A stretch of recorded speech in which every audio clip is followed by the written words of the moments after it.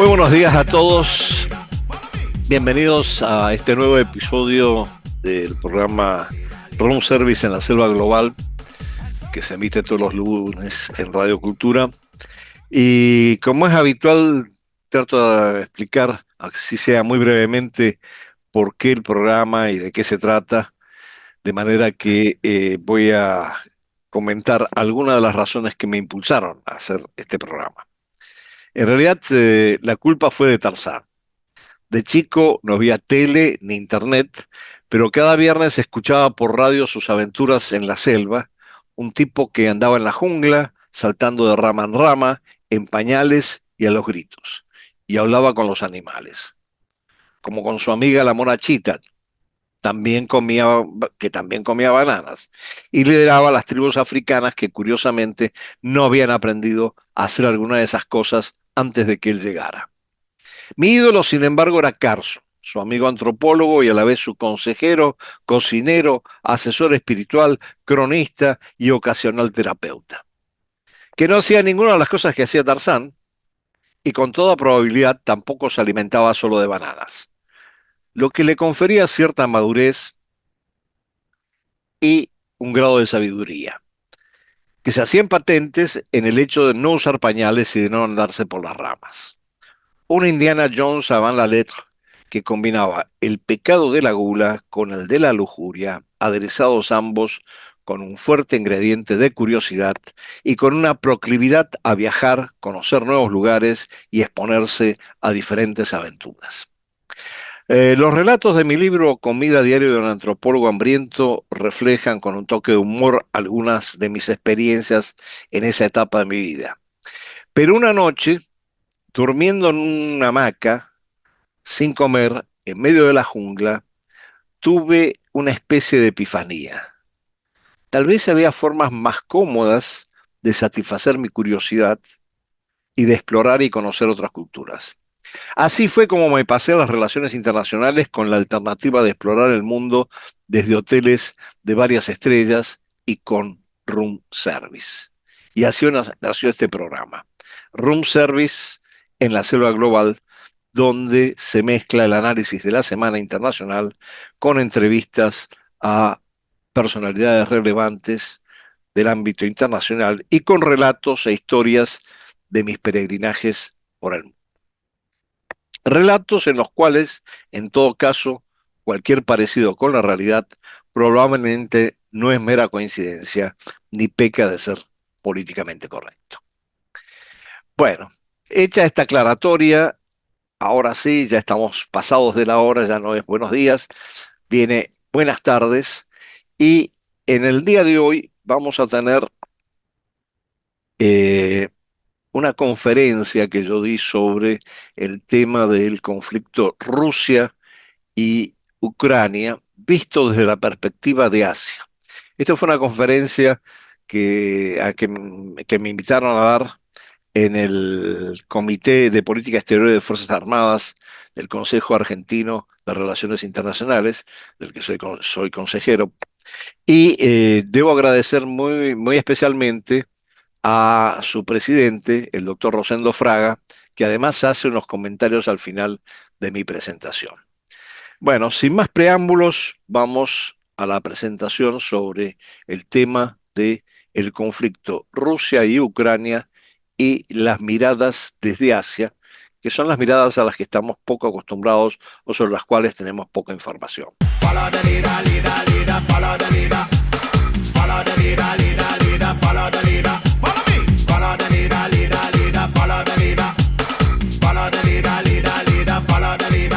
Muchas gracias por la invitación, gracias por la muy buena pronunciación de mi apellido en ruso, lo de Siervin es así. Pero esto no implica un sesgo en lo que voy a decir a continuación, por favor, no lo tomen así. En realidad creo que es un tema muy importante, como decía Rosendo, eh, ver la otra mirada de cómo se desarrollan las cosas en algunos escenarios, particularmente en torno al Atlántico. En general estamos concentrados más bien y focalizados en lo que sucede en Europa, en Estados Unidos y en torno al Atlántico en principio, y nos cuesta mucho desviar la mirada para escuchar otras voces y ver cómo se perciben las cosas desde otros lugares. Eh, Rosendo me asignó una tarea particularmente compleja, que es hablar sobre el conflicto Rusia-Ucrania, la mirada desde Asia. Yo entiendo que es un desafío en particular porque yo no creo que haya una sola mirada, hay muchas miradas. Eh, pero sí, vamos a partir de lo más importante y lo primero que hay que decir, y es que eh, necesitamos entender un par de cosas fundamentales en esta transición del sistema internacional. La primera es obvia y bien conocida, que es el desplazamiento de la dinámica geoeconómica del ámbito atlántico occidental hacia Asia.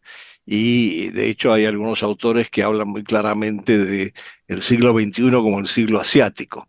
Insiste mucho sobre este concepto, en donde principalmente los países del Asia han asimilado algunas de las cosas del mundo occidental, pero también las han articulado y adaptado a sus propias visiones, tanto en función de sus intereses como inclusive a veces en función de sus valores. Entonces, dicho esto, y entendiendo que necesitamos ver cómo se desarrolla las distintas perspectivas desde este otro ámbito, eh, yo creo que el segundo punto que hay que entender, más allá del desplazamiento, es el hecho de que este desplazamiento se da en el marco de una transición global muy compleja. Algunos dicen multidimensional, otros le apelan al término policrisis para explicarla, pero que en todo caso implica la aparición de nuevos actores y de alguna manera un reto y un desafío a la concepción del mundo unipolar que existía, con planteamientos en torno a la emergencia del mundo multipolar y policéntrico. Bueno, todo esto que les estoy diciendo, obviamente ustedes lo conocen muy bien, pero yo creo que es fundamental dentro de ese marco sí captar que hay posturas muy diversas en Asia en torno a sus objetivos estratégicos, en torno de particularmente de las grandes potencias. Y en esto, la guerra en Ucrania ha sido una especie de parteaguas, porque a diferencia de lo que sucedió en Occidente y particularmente en Europa, Estados Unidos, con la aplicación de las sanciones y, digamos, una presión permanente y frontal que amenaza con convertirse más que en presión en una confrontación abierta, en el mundo asiático, y aquí incluso Eurasia como una parte fundamental, lo que vemos es que hay una diversidad de miradas, pero donde hay un eje central, con algunas excepciones de países que están muy alineados con Occidente, por ejemplo, un caso como Japón. En general, los países del Asia han asumido la postura de negarse a condenar la agresión rusa, por lo menos no hacerlo abiertamente, en todo caso votar en las Naciones Unidas alguna condena, pero no tener una posición abiertamente condenatoria frente a la agresión rusa. Sin embargo, sin que esto obste para defender los principios de soberanía e integridad territorial. Como les decía, creo que hay excepciones, pero estos son los lineamientos generales y están muy asociados a cálculos instrumentales y consideraciones normativas que tampoco son uniformes en el mundo asiático.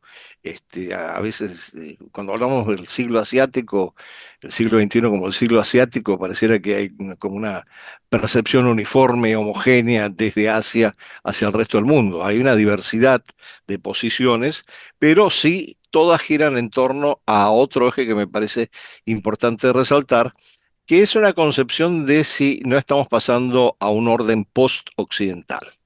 Y si estamos pasando a un orden post-occidental, esto implica que debemos mirar a Occidente desde el punto de vista asiático de otra manera. Yo creo esto, digamos, estas consideraciones más de carácter conceptual, creo que tienen un punto de inflexión fundamental en la posición de muchos de los países asiáticos con respecto a la imposición de sanciones por parte de la Unión Europea y de Estados Unidos a Rusia en el marco del conflicto con Ucrania. Pero también tiene que ver con una visión en donde eh, no se, no, a diferencia de lo que sucede en Occidente, donde la guerra se considera básicamente injustificada y de alguna manera eh, no como resultado de una provocación, sino como eh, una guerra injustificada, de agresión rusa que pareciera no tener justificaciones. En los países asiáticos, y generalizo, tiende a haber una visión de que, bueno, no es tan injustificada, hay que ver cuáles son las causas profundas.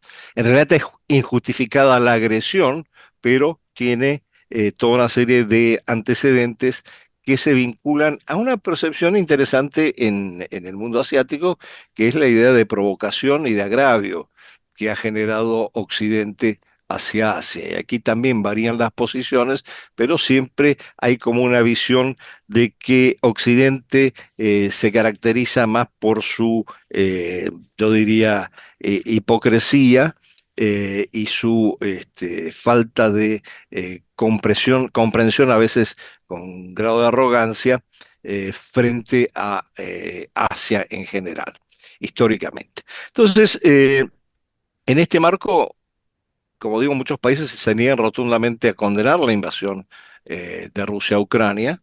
eh, Tratan de mantener una posición relativamente neutral, tratan de, en todo caso, no involucrarse en posicionamientos definidos o a lo sumo apelan al diálogo, a la necesidad de diálogo, a la necesidad de llegar a algún tipo de acuerdo de paz y eventualmente, en algunos casos, como en el caso de por lo menos puedo citar tres, China y Brasil por un lado, y la misma Turquía, son, si podemos considerarla euroasiática, de alguna manera han tratado de promover algún tipo de iniciativas para llegar a la paz en el marco de este conflicto. Ahora, insisto, dicho todo esto desde el punto de vista eminentemente conceptual, lo que creo que es muy importante de ver es cómo en los hechos se desarrolla esto. Y aquí es muy difícil detenerse en todos los países del Asia, qué posición tiene cada uno con respecto a lo que está sucediendo en Ucrania. Y más bien, yo he preferido hacer otra cosa que de paso sirve para ubicarnos en el entramado institucional de Eurasia, que es verlo a través de los distintas organizaciones multilaterales, de los distintos mecanismos multilaterales que funcionan en Asia y en Eurasia. Y aquí quiero partir de una primera, y que fue yo diría crucial para entender algunas cosas, y que tiene que ver con un hecho importante dentro del contexto de el intento de llevar a algún tipo de acuerdo de paz el conflicto entre Rusia y Ucrania.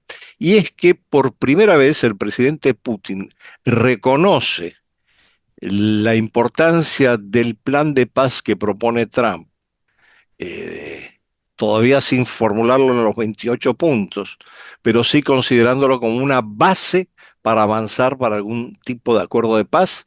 Lo hace en Bishkek el 27 de noviembre en la reunión cumbre de una organización que a veces nos cuesta entender desde Occidente, que es la Organización del Tratado de Seguridad Colectiva. La Organización del Tratado de Seguridad Colectiva, desde luego, agrupa, aparte de las ex repúblicas soviéticas, ha tenido vaivenes. No me voy a detener a analizar eh, cómo ha sido la evolución de la Organización del Tratado de Seguridad Colectiva, pero sí es importante resaltar que, de alguna manera, aparece como una especie de contrapeso, como una OTAN eurasiática, a pesar de que mucho menos numerosa y con quizás menos recursos, liderada por Rusia. Y en este momento constituida básicamente, aparte de Rusia, por Kazajstán, Kirguistán, Uzbekistán, a la que se ha sumado Bielorrusia. Entonces, ha habido un tema ahí que probablemente ya hayan debatido en el comité, que es el tema del conflicto entre Armenia y Azerbaiyán, y cómo eso afectó las relaciones de ambas con Rusia, porque Armenia sí era parte del acuerdo del Tratado de Seguridad Colectiva, y ahora está distanciado del tratado y del acuerdo porque siente que Rusia de alguna manera no ha respondido a las expectativas con respecto a la defensa colectiva. Pero llamo la atención sobre el hecho de que este primer reconocimiento de Putin acerca de que sí hay que avanzar en un plan de paz públicamente, se hace en el marco de la reunión cumbre de la Organización del Tratado de Seguridad Colectiva. Entonces, yo creo que por ahí tenemos que ir entrando en las distintas posiciones que se van asumiendo en el marco de los espacios postsoviéticos en Eurasia. Entonces, a ver, podemos pasar por la comunidad de estados independientes, que no tuvo demasiado peso, ni tiene demasiado peso como para hacer afirmaciones del tipo de condena o no condena, pero mantiene una postura mesurada de neutralidad. La Unión Económica Euroasiática, que es básicamente un mecanismo de cooperación económica, en todo caso que se articula con la iniciativa de la Franja y de la Ruta de China. Eh, y esta que estábamos mencionando, el Tratado de Seguridad Colectiva.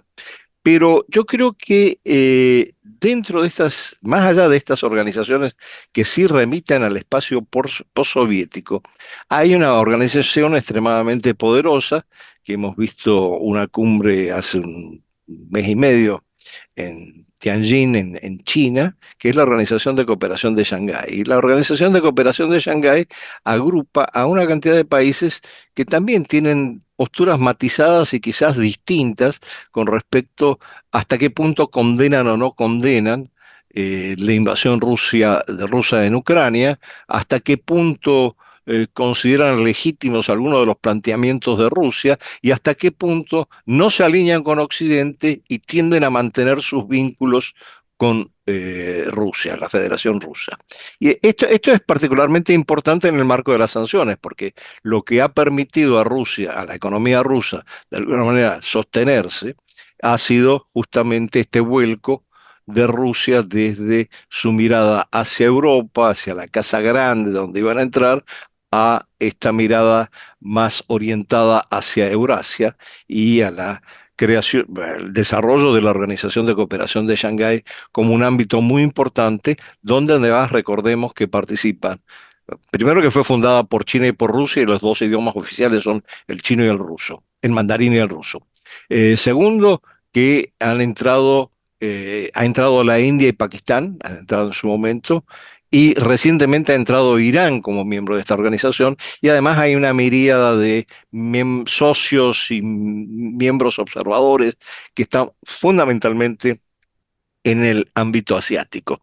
Y aquí la gran pregunta es, bueno, siendo que la Organización de Cooperación de Shanghái nació por razones de seguridad para combatir distintas formas de terrorismo, y no me voy a detener en esto, pero hay una calificación de los tres males que amenazaban a los países de la región en ese momento, eh, sin embargo, la organización como tal no se ha expresado de una manera contundente con respecto a la invasión de Ucrania, ya sea en términos de criticar, cuestionar, condenar la posición rusa, o ya sea en términos de reconocer la legitimidad de los argumentos que utiliza Rusia para esto. Pero, y aquí viene un pero importante que no tiene que ver con las condenas explícitas, la Organización de Cooperación de Shanghái ha mostrado, particularmente en la reunión de Tianjin, que se ha recuperado una noción que en su momento había introducido ya en la década del 90 el ministro de Relaciones Exteriores de Rusia, Primakov, que es la idea de que Eurasia debería estar regida por tres grandes potencias, que eran el RIC, Rusia, India y China. Los conflictos entre China y la India dificultaron esta idea, pero pareciera que en la reunión de Tianjin se produce algún tipo de recomposición de las relaciones y ahora estamos viendo que hay una cierta forma de manifiesta cooperación e inclusive en términos de lo que es la rivalidad y eventualmente la tensión entre China y la India, sí se resalta cada vez más que son países interdependientes desde el punto de vista económico y por lo tanto tienen algunos intereses en común. Queda aquí siempre pendiente en esta discusión sobre la Organización de Cooperación de Shanghái y cómo se refleja en posiciones frente a otras situaciones y coyunturas en la región, siempre queda pendiente la gran discusión acerca de qué tipo de relación tienen Rusia y China. Obviamente Occidente tiene a llamarlo un matrimonio de conveniencia, Rusia es el socio menor, China se está aprovechando de la relación con Rusia. Lo cierto es que han tenido 20 años del desarrollo de una alianza estratégica definida en algún momento por ambos líderes, el presidente Putin y el presidente Xi, como una amistad sin límites y que funciona de una manera muy peculiar. Hay un trabajo interesante que plantea que Rusia y China donde tienen que competir, compiten, donde tienen que cooperar, cooperan y donde tienen que converger en términos de intereses de carácter más global, ahí sí convergen sin mayores dificultades. Entonces, es una relación peculiar, pero que además define justamente las posiciones en un espacio tan importante como es la Organización de Cooperación de Shanghái. Eh, yo diría que las otros dos referentes desde el punto de vista eh, multilateral, institucional, que habría que ver, por un lado la PEC, pero la PEC es fundamentalmente un mecanismo económico y en general, como también participan China y Rusia en la PEC, no ha habido ningún tipo de declaración en términos de una crítica o un cuestionamiento a la invasión fuera de posiciones individuales de los países miembros, que eso está muy claro, entre otras cosas porque algunos se han expresado muy abiertamente condenando la agresión. Y desde luego la otra es la Asociación de Estados del Sudeste Asiático, la Asociación de Estados del Sudeste Asiático, que a su vez tiene vínculos en este momento con la Organización de Cooperación de Shanghái. Eventualmente la Organización de Cooperación de Shanghái, no nos olvidemos que también está utilizando algunos paradigmas de organización de los BRICS. Todo esto configura una dinámica en donde la ASEAN se encuentra en una situación muy particular y por eso ha mantenido una posición particularmente neutral en términos de institución con respecto a el conflicto en Ucrania. ¿Por qué? Bueno, porque ASEAN es justamente el paradigma de cómo mantenerse a dos aguas, en el sentido de que desde el punto de vista económico está muy vinculada a China, la mayor parte de sus países, y desde el punto de vista geoestratégico está más preocupada por su seguridad frente a China y se apoya en Estados Unidos. Entonces, la generalidad, repasando todo esto rápidamente, la generalidad de los países asiáticos en términos de qué posiciones han asumido con respecto a la invasión en Ucrania, la invasión, la operación especial, como quieran llamarlo de acuerdo a su punto de vista, es de una posición muy moderada, si es posible de neutralidad, y cuando no es posible la neutralidad y hay otros intereses en juego, la búsqueda de impulsar mecanismos de diálogo y de paz. Pero es evidentemente, en líneas muy generales, la posición de los países asiáticos es, yo diría, drásticamente distinta con respecto a los países occidentales, y eso desde luego ha permitido, como ya había señalado, la supervivencia económica de Rusia en el marco del conflicto.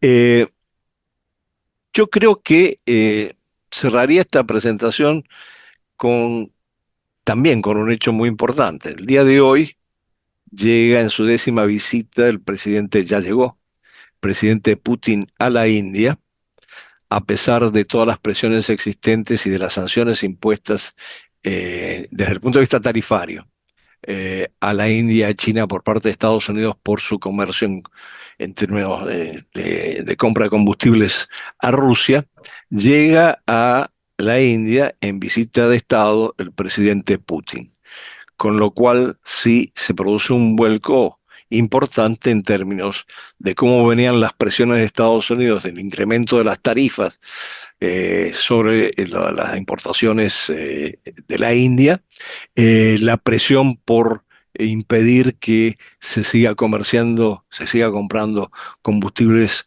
rusos, y cómo la India ha ido soslayando esto a través de distintos mecanismos, y el hecho de que además el principal proveedor de armas de la India en este momento es justamente Rusia. Entonces, yo creo que con esto tenemos un panorama tentativo al que quizás valdría la pena agregar algunos que sí se han expresado muy abiertamente a favor de Rusia, sino en las palabras, en los hechos, como es el caso de Irán y de Corea del Norte, que han colaborado en el proceso de ayuda militar, de cooperación militar con Rusia en el conflicto con Ucrania. Bueno, muchas gracias. Yo creo que a partir de aquí podemos hablar de muchas cosas.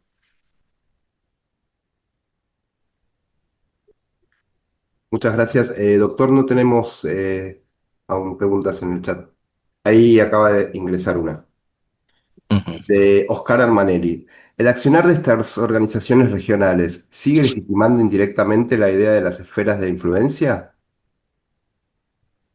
Sí, yo creo que sí, en particular por cómo Rusia está haciendo un esfuerzo especial para preservar el espacio postsoviético, como eso le resulta particularmente complejo y difícil en el marco del conflicto con Ucrania. No nos olvidemos que los presidentes de los países de Asia Central hicieron una visita oficial a Washington y hubo acuerdos con Estados Unidos. Inmediatamente después de eso, el presidente de Kazajistán, que es una figura muy importante entre los países de Asia Central, voló a Moscú para una reunión con el presidente Putin. Pero es evidente que aquí hay una disputa por el control de esa esfera de influencia, tradicionalmente basada en el espacio postsoviético, y donde Estados Unidos trata de penetrar en un espacio donde ya ha habido un reparto, yo no sé si equitativo, entre Rusia y China por cómo moverse dentro de lo que es Asia Central, ¿no? Muchas gracias, doctor. No tenemos más preguntas, doctor. Yo voy a avanzar. Ah, no, acá hay. Bueno, yo creo que tu posición ha sido realmente muy clara, ¿no es cierto? Y también muy sugerente, ¿no es cierto? Pero me preguntaría sobre todo enfocado a la India, ¿no es cierto? Potencia que fines de la década próxima o antes va a ser la tercera potencia económica y tercera potencia en la carrera espacial, ¿cierto? Bueno, ¿vos creés, ¿no es cierto?, que ella tiene una estrategia propia, ¿no es cierto?, para ubicarse en el largo plazo entre Estados Unidos y China. Yo creo que tiene una estrategia propia por el momento más para ubicarse a corto plazo de la manera más cómoda en la relación con Estados Unidos y con Rusia. Lo de China es un proceso que está en marcha, como decía, después del encuentro de Xi Jinping con Modi en Tianjin. Bueno, participó también Putin. Han estado avanzando en una serie de acuerdos, particularmente con el tema fronterizo y en el ámbito económico, en cooperación económica, pero no está tan claro si China se va a convertir o no en un competidor a largo plazo, eh, un competidor perdón, si la India no se va a convertir a largo plazo en un competidor de China. Y eso puede cambiar significativamente la ecuación en términos de la rivalidad entre Estados Unidos y China. Y ahí yo creo que hay algunos elementos que hay que darle seguimiento en el análisis que son importantes, particularmente en el ámbito de la seguridad. El hecho de que la India pertenezca al Quad y que de alguna manera participe en toda una serie de ejercicios militares en el ámbito de lo que Estados Unidos define como el Indo-Pacífico y lo que la otra parte prefiere definir como el Asia-Pacífico, es un elemento a tener en cuenta hacia futuro. Pero en principio yo creo que perdón, la India trata de mantener una posición equilibrada, de acuerdo a su tradición no alineada, pero que ahora es mucho más compleja para un país en crecimiento y que se puede convertir en un factor fundamental, y yo creo que sí se va a convertir en un factor fundamental en lo que es el juego en el mosaico geopolítico mundial.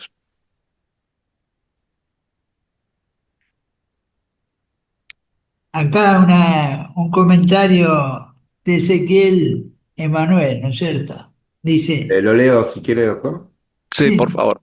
sí, Marcelo. Sí, perdón. Si miramos la visita de Putin a la India en un contexto de tensiones con Washington por políticas de Trump, ¿hasta qué punto este tipo de gestos de India y otras potencias asiáticas que buscan mantener autonomía estratégica marcan el límite real del poder de presión de Occidente sobre Rusia en la guerra de Ucrania?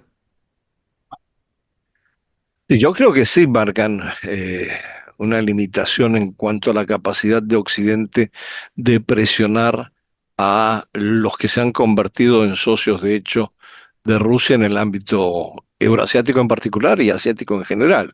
Lo que vemos es que ahí volvemos a la idea de las esferas de influencia, y hasta donde Estados Unidos puede mantener, por ejemplo, una presencia significativa en el ámbito del Indo-Pacífico, del Asia-Pacífico, por un lado, y por otro lado, hasta qué punto realmente un país como la India puede jugar a esto de una de cal y otra de arena para mantener una posición equilibrada en cuanto a su política exterior. Eh, las presiones sin duda están ahí, es evidente, está en todos los medios. El tema es también que la India aparece como, o el gobierno de Modi en particular, aparece como un gobierno muy dispuesto a mantener una línea propia con intereses estratégicos muy específicos de la India, a pesar de las presiones que puedan existir y de los vínculos que está desarrollando. No nos olvidemos que tiene un vínculo, la India tiene con Rusia un vínculo de 80 años. Con Estados Unidos tiene una dependencia de carácter económico en el área económica importantísima. Entonces, todo esto, como lo mencionaba en el caso de la ASEAN, requiere de una gran muñeca geopolítica, para decirlo de alguna manera, para mantenerse en el juego y mantener en pie los intereses respectivos del país.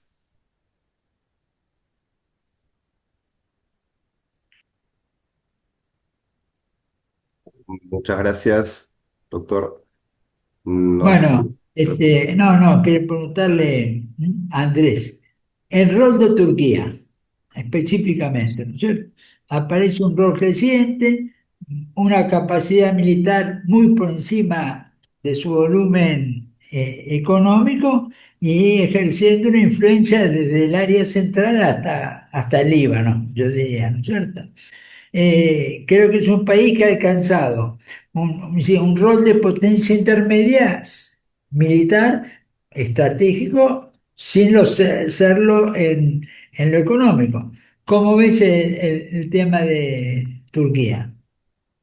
Yo creo que el tema de Turquía, bueno, primero es complejo por el hecho de que por un lado pertenece a la OTAN y por otro lado aspira a tener una cierta autonomía en cómo se maneja en el ámbito asiático y Medio Oriente en especial, ¿no? Pero yo creo que sí hay una especie, ahí sí, más que pragmatismo solamente, hay también una visión, yo diría quizás un poco ideológico-cultural de lo que es la visión túrquica del eurasianismo, ¿no?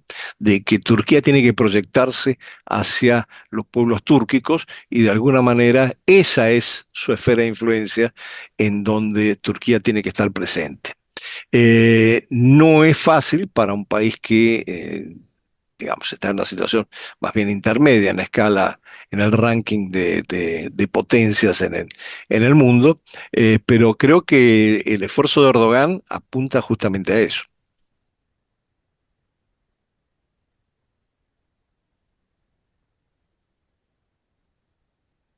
Otra pregunta de Armanelli. Germanelli, sí. ¿Los BRICS ayudan como organismo regional a esta zona de influencia postsoviética? Yo creo que los BRICS justamente ayudan a un planteamiento sobre la emergencia de un mundo post-occidental, ¿no? En donde un mecanismo como los BRICS, que agrupa muchos de los que yo mencioné en el ámbito euroasiático, pero también todos sabemos en el ámbito latinoamericano y africano, eh, tiene una serie de mecanismos que son paralelizables o articulables a planteamientos muy claros en el marco de la Organización de Cooperación de Shanghái, por ejemplo.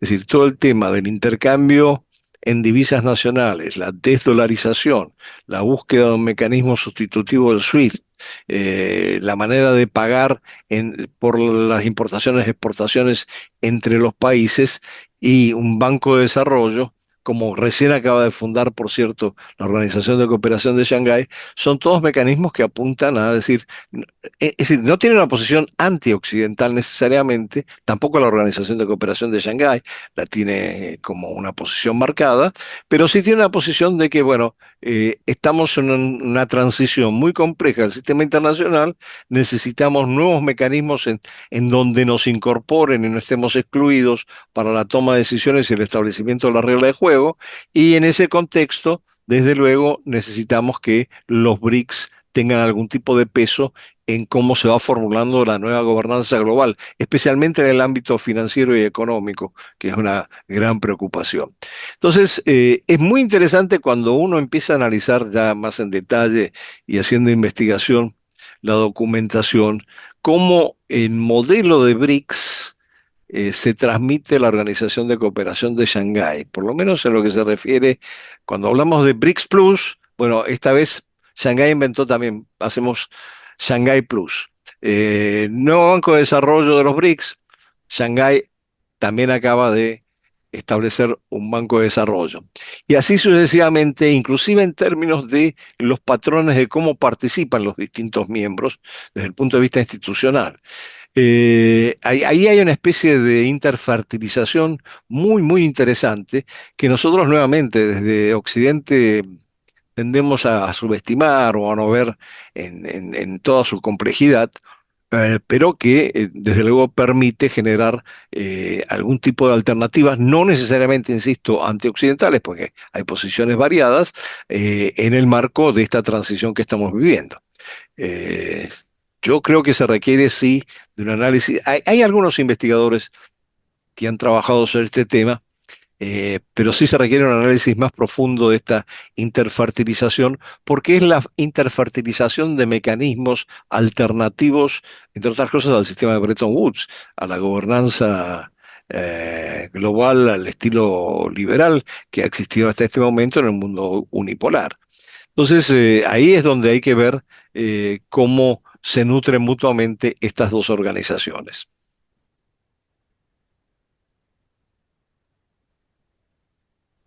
Muchas gracias, doctor. Ahora no. Bueno, un comentario sobre el cual quiero tu opinión, ¿no es cierto? Como vos bien señalaste, la organización de Shanghái y toda la estructura montada desde Asia no asume una posición agresiva frente a Occidente. Sin embargo, ¿no es cierto? La OTAN, ya desde la cumbre del 24, del 2024, Sí, viene asumiendo que hay un cuádruple enemigo, que es China, India, Irán y Corea del Norte. Y esto lo dicen los documentos oficiales de la OTAN. Y que la evidencia de esa cuádruple, ¿no es cierto?, asociación militar es el intercambio y la cooperación en armamentos entre estos países. ujú, Las tropas de Corea del Norte combatiendo en Rusia, los sí. drones, ¿no es cierto?, entre Irán y Rusia, etcétera. Y bueno,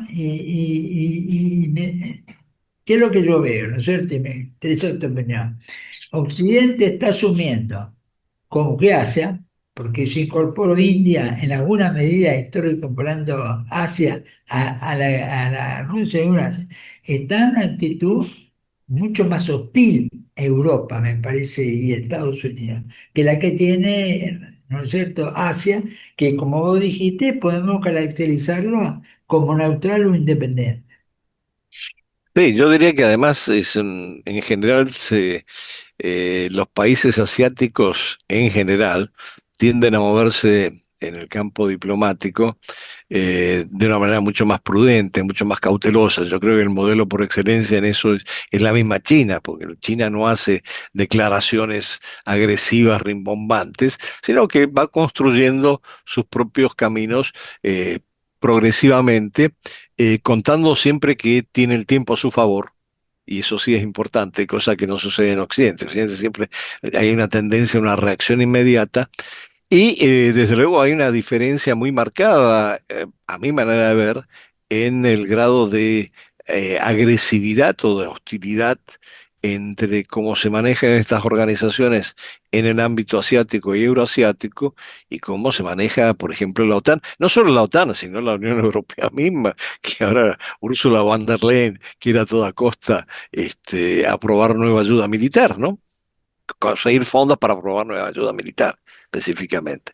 Entonces, con esto no quiero de ninguna manera beatificar a las organizaciones de Asia y de Eurasia, sino más bien señalar que hay una actitud más bien de espera y de expectativa frente a cómo impulsar iniciativas que les permitan una mayor participación en el sistema internacional a las naciones del ámbito asiático en general. Y yo insisto en esto, la expectativa tiene que ver mucho con el cambio de las reglas de juego. Quieren ser parte de los que hacen las reglas de juego y no los que reciben las reglas de juego, porque además lo han recibido durante mucho tiempo, algunos de los países, China y la India, entre otros, y lo consideran como un agravio por parte de Occidente el hecho de que les hayan impuestos o la colonización o la guerra del opio, bueno, o cualquiera de estas fórmulas provenientes de Occidente, que a su vez ya son el antecedente de la agresividad que estamos viendo en este momento. Yo creo que hay una soberbia, y esto es una opinión muy personal y discutible, pero yo creo que hay una especie de arrogancia propia de Occidente frente al resto del mundo que se está resquebrajando, porque el mundo está funcionando, empieza a funcionar de otra manera con otros actores y esa arrogancia ya no se justifica.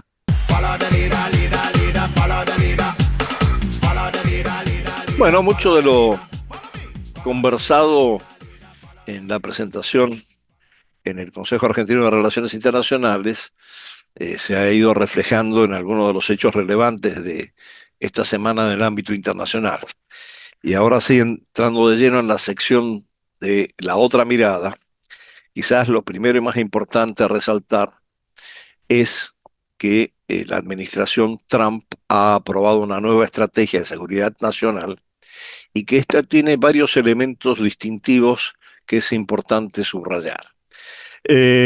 Quizás en lo que se refiere a América Latina y al foco que pone sobre América Latina, es importante señalar que hay como una recuperación de la doctrina Monroe, esta vez con un corolario Trump, pero sí hay una tendencia a concentrarse en asegurar la influencia y la presencia estadounidense en el ámbito de nuestro hemisferio.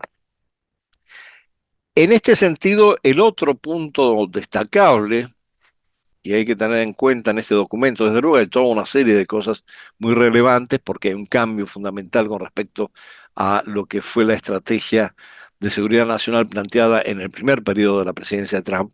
Yo creo que el segundo punto que me parece relevante es cómo se profundiza la fisura entre Estados Unidos y la Unión Europea. Hay un cuestionamiento muy serio a el papel de los aliados europeos, a lo que les está sucediendo y a lo que en el documento se llama la posibilidad de la desaparición de la civilización europea.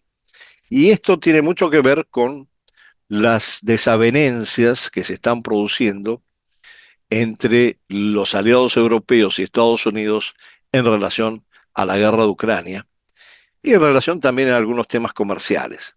Pero básicamente en relación a la guerra en Ucrania y al papel de la Unión Europea y de la OTAN en este proceso.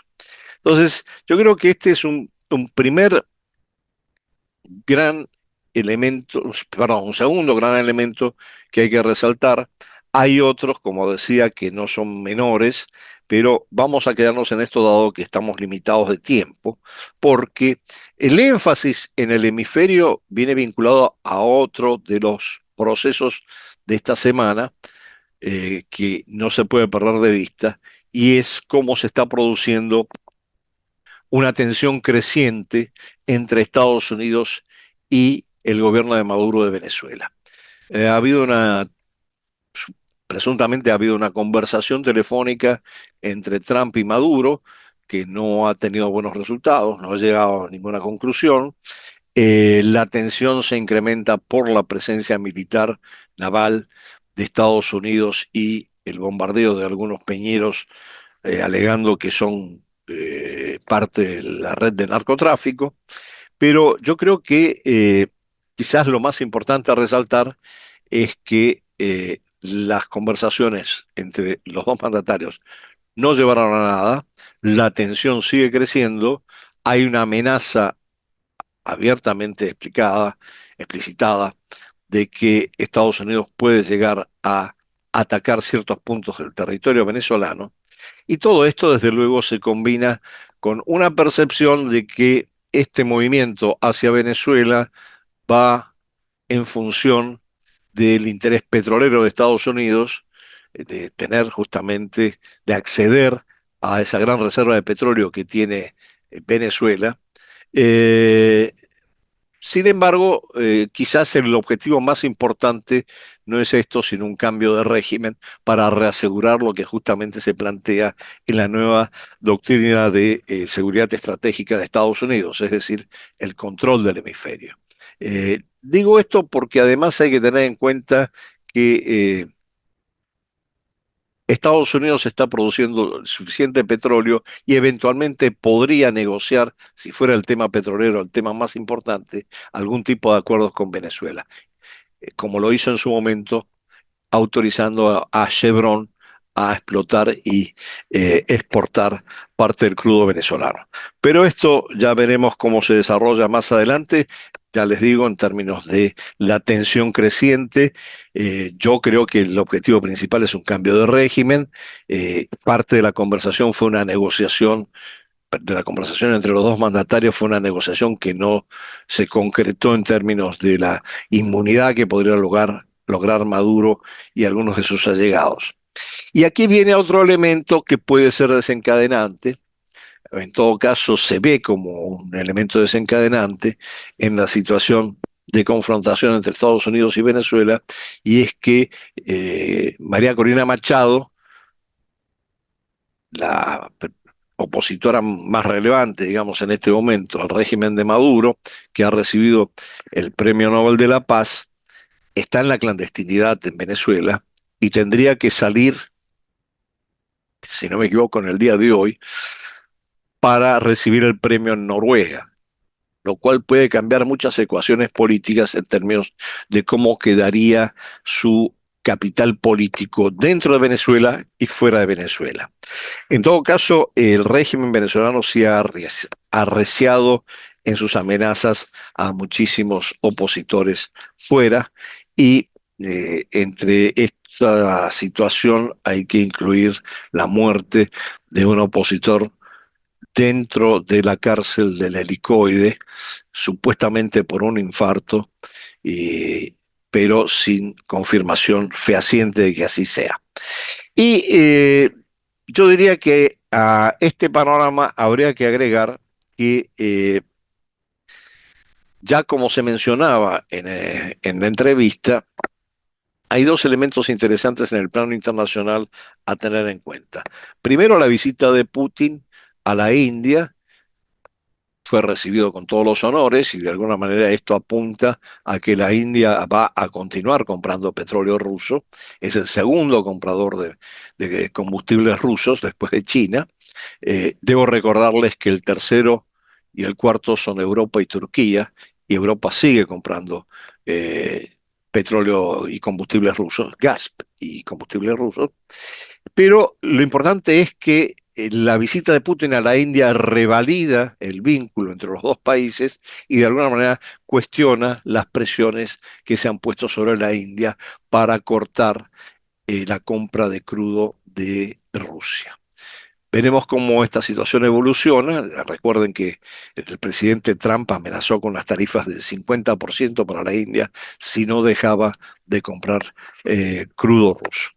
Pero paralelo a esta visita, y es interesante la comparación, se produce una visita del presidente Macron a China, donde no es recibido con la misma pompa quizás de cómo fue recibido Putin en la India. Sí tuvo una conversación con el presidente Xi Jinping. Eh, Se tocaron temas de cooperación económica, principalmente, pero en algún momento pareciera que hubo una desavenencia en torno al reclamo por parte de Macron, que quiere erigirse en una especie de líder dentro de la Unión Europea en el tema del conflicto ucraniano. Hubo un reclamo de Macron a Xi Jinping en el sentido de que China debería intervenir para acabar con ese conflicto, y Xi Jinping le insistió con que China sí estaba proclive a la paz, pero que eso no alienaba su relación, su amistad sin límites con Rusia. Entonces, estos elementos creo que nos configuran el cuadro de lo que está pasando en general en el mundo, en particular en la relación de Estados Unidos con Europa y en el hecho de que más allá de esta movida de Macron hay toda una serie de movimientos, empezando por la declaración de algunos de los más altos funcionarios de la Unión Europea y de la OTAN de que se están preparando para una guerra con Rusia en el 2030. Como parte de esa preparación, pareciera que hay un proceso de obstaculización de las conversaciones que sí se están llevando a nivel bilateral sobre este tema entre ucranianos y y estadounidenses y rusos, particularmente después de la visita de Witkoff y Jared Kushner a Moscú. Bueno, este es el panorama en general. Vamos a volver sobre él. Probablemente tengamos muchas noticias esta semana sobre lo que sucede en torno a Venezuela. Vamos a dejarlo para el lunes próximo para analizarlo más en detalle. Hay muchos elementos a tener en cuenta sobre si es factible o no es factible realmente una confrontación abierta entre Estados Unidos y Venezuela.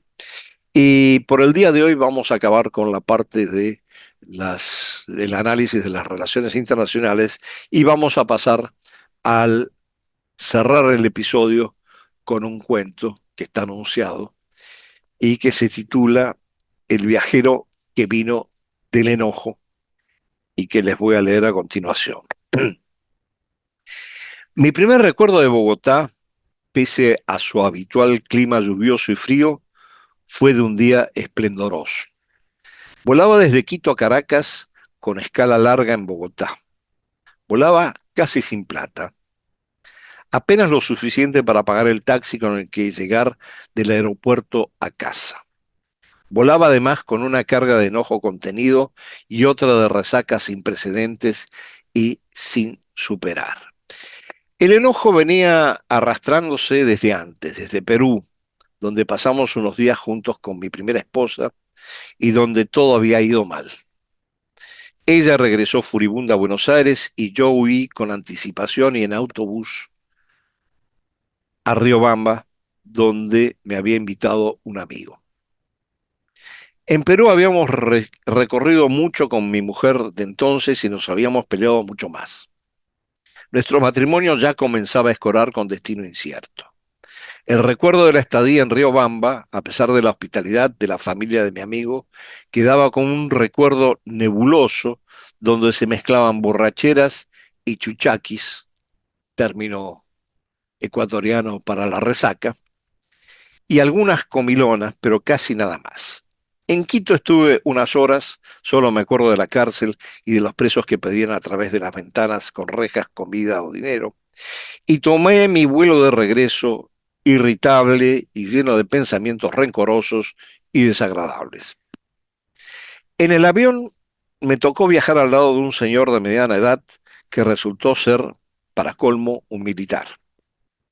Entablamos conversación porque no había otra alternativa y yo me encerré como una ostra al saber que era un oficial ecuatoriano de alta graduación que también viajaba a Venezuela. Yo venía de Perú, donde el general Morales Bermúdez había depuesto al general Velasco Alvarado y cancelado su programa de corte socialista, y por lo tanto arrastraba conmigo las noticias de las atrocidades también que se estaban cometiendo en Argentina. Al inicio de nuestro aterrizaje en Bogotá, nos anunciaron que el vuelo a Caracas se iba a demorar unas horas más de lo previsto y que teníamos tiempo para visitar la ciudad. Mis condiciones financieras, sin embargo, no alcanzaban siquiera para comerme un sándwich o para tomarme un café en el aeropuerto del Dorado. No sé cómo el militar adivinó que estaba en la inopia y que no me podía permitir la visita a Bogotá. Desde el avión, el sol resplandeciente nos hacía ver la ciudad hermosa y reluciente, pero yo, además de estar sin dinero, no estaba de ánimo para ir a conocerla. El militar, sin embargo, me invitó a acompañarlo. Iba a dar una vuelta por la ciudad en auto y a almorzar en un restaurante conocido y probablemente enteramente fuera de mi alcance. Tuve mis dudas, desconfiaba del militar y de esa amistad repentina establecida a regañadientes en un breve vuelo.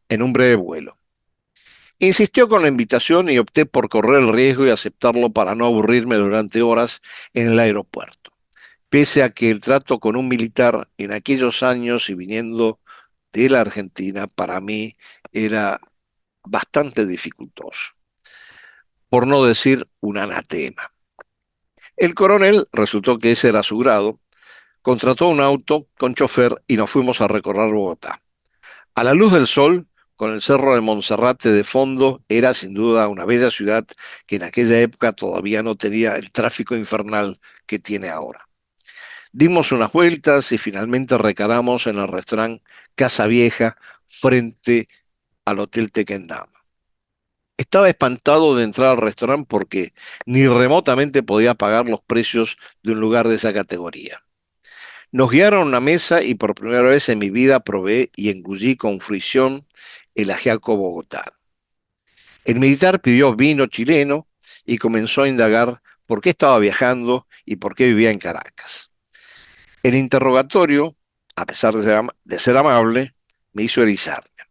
Pero a esa altura del partido no podía cometer la descortesía de dejarlo solo en la mesa y además no tenía el dinero para regresar al aeropuerto. Según recuerdo, almorzamos copiosamente, postre incluido, pagó sin pestañear la cuenta y regresamos al aeropuerto. Al llegar, le agradecí, todavía desconfiado, por la gira por Bogotá y por el almuerzo. En el avión nos tocaron asientos distantes y a la llegada a Caracas nos saludamos a lo lejos con un vaivén de la mano. Él fue recibido por un edecán y pasó rápidamente por migraciones y aduana. Yo tuve que hacer las colas de rigor en migraciones, recoger mi equipaje y sortear la aduana. Cuando salí ya no lo vi y nunca más nos volvimos a encontrar. Pero siempre me quedó la duda, en aquellos años de plomo, si su gentileza obedecía a su buena naturaleza, a su curiosidad o a algo más siniestro. Le debo, sin embargo, haberme hecho conocer Bogotá con sol y haber despejado así medianamente el mal humor y la resaca que llevaba desde Quito. Los viajes posteriores a Bogotá y a Colombia en general, pese al frío y a la humedad, siempre fueron una fiesta.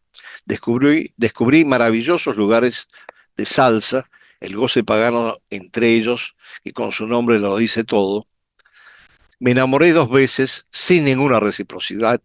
Bailé en un fabuloso local ya desaparecido a la teja corrida, con una no menos fabulosa alemana que conocí en un seminario. Hice amigos y amigas que me arrastraron por la noche bohemia bogotana. Conocí a guerrilleros, exguerrilleros, poetas, periodistas y curas, y comí cada vez más y mejor en esa ciudad de una creciente oferta culinaria. Y viví 3 días aislado, con todos los gastos pagos, en el mismo hotel Tequendama, cuando en noviembre de 1985 la guerrilla del M-19 asaltó el Palacio de Justicia y se decretó estado de sitio.